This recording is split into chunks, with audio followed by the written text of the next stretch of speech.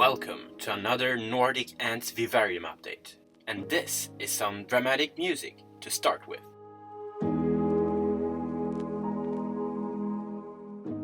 Sir, I didn't sign up for a naturalistic Darwinistic soap opera. Please shut your mouth hole and just watch who is in there.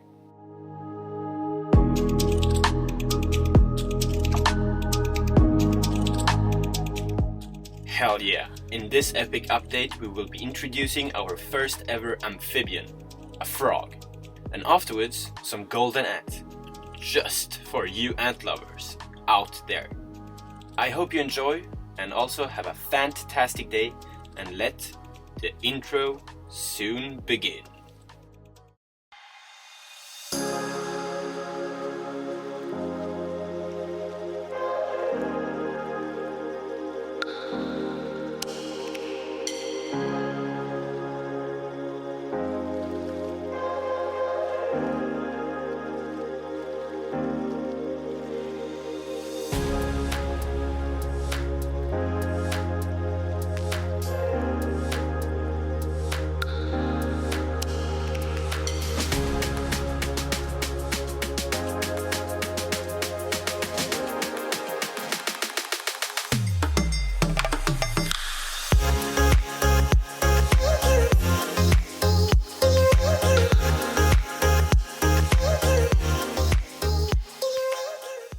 What a mind-blowing introduction.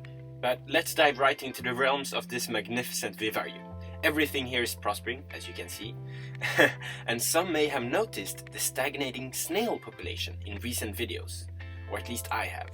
But I can assure you that I suspect a great population bounce back, as snail eggs are prominent in the lush vivarium floor these days. And this is also great news for our predatory slugs that feasts on our snails and worms in the vivarium. These guys really do appear in all shapes, sizes and colors, which is a nice add to the biodiversity of the vivarium. It is really a fascinating family of animals, and I would love to dig deeper into each species and discover more about them. I am sure they have surprising biological activities and abilities that we could try to make them show to us. We could also learn to identify each species as well. It was quite epic, you have to agree, in the previous update when our hammerhead worm split itself into two in order to reproduce. But anyways, these guys are really vital since their predatory niche is very relevant for such a vivarium full of gastropoda. Or I don't know how to pronounce it, but I guess it's like that. The vivarium is also full of other predators that control the population dynamics in every niche, but I must say that the ants are definitely the most efficient and omnipresent ones in my opinion. But this is about to change as a new big predator is about to claim some new land in this vivarium as his territory.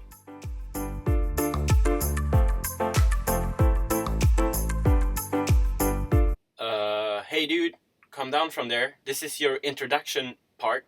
No. I can see your leg. What do you mean no? Well, okay then. Spoiled vivarium inhabitants. Well, the following days I could regularly observe this guy, as he often enjoyed to venture out to the pond and other more exposed sites of the vivarium. I could see that he hunted newly introduced crickets as well. But best of all was that in the time lapses he managed to simply disappear like Batman. Check out this froggy magic trick. 1, 2, 3, puff! I could really observe him during the evenings. He was always out looking for flesh and blood.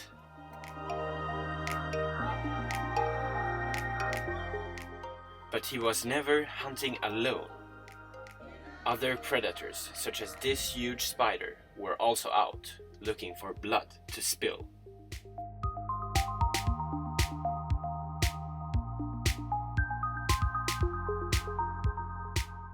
It is quite epic to see them side by side like this, although, as usual, everybody freezes me out when I show up.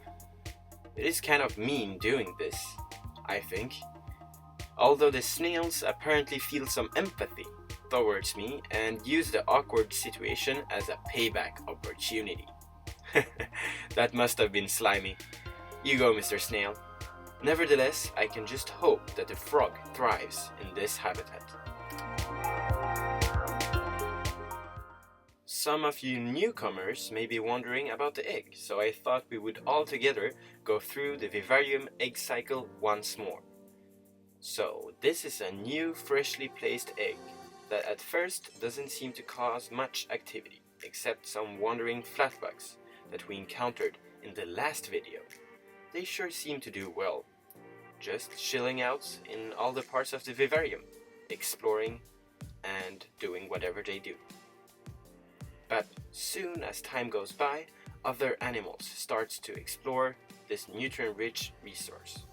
But it's still not combustible for the majority of the tank's inhabitants, yet. Although this doesn't hinder spiders from hunting down uncautious egg wanderers.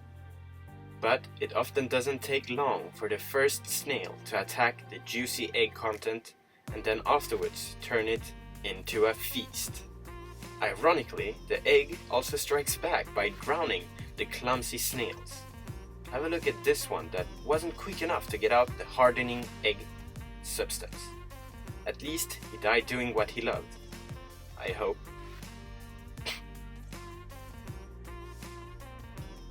After the snails, the ants starts to progressively take over the dinner table.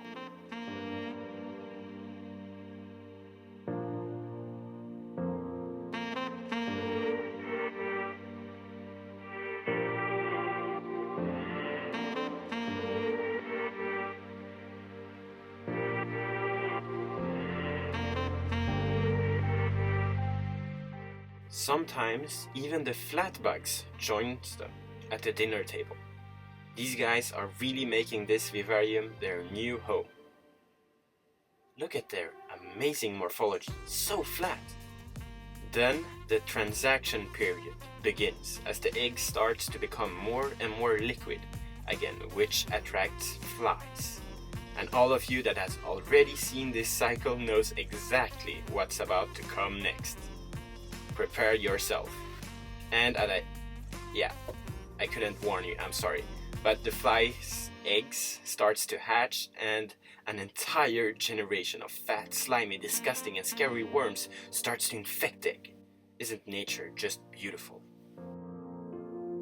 Moving on, we also have a colony of golden ants to move in. I have raised this colony myself from only one single queen, and it has now 6 workers and a lot of healthy brood. I really hope they make it, but you never know. This is a natural habitat, which is just as I want it to be. But this also means that the ants have to defy their natural odds placed against them in order to survive here. And they must even not consider moving out from the vivarium as well. But also, as you can see, they weren't even considering moving out of the test tube. So I placed them into the dirt to give them a more suitable and safe home. You can see some parts of the test tube sticking out of the ground there. Anyways, you can also see inside the test tube that there's a lot of activity, probably as they try to seal their nest with the dirt provided. It was quite enjoyable to see a new, bigger ant species roam these territories, foraging for whatever the queen and brood currently desires. But this was not the only ant species that was supposed to be introduced today. I recently caught a flying queen weaver ant that flew by just at my house, so I thought I would give her and the vivarium a go. Well, this is a rattle ant queen, a pretty cool arboreal ant species that makes nests just like weaver ants, but additionally, when their nest is disturbed, a number of ants will come out and make a sort of distinct rattle noise by moving their abdomens across a hard leaf surface to warn the intruder, like a rattlesnake sound. It is pretty cool. Fortunately for us, they seemed interested and searched for possible nesting sites in our trees, but who knows if she was going to stay within.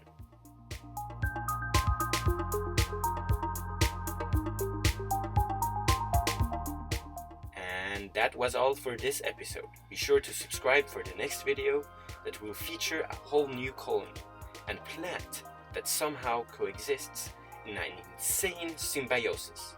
Have a fantastic day and see you soon!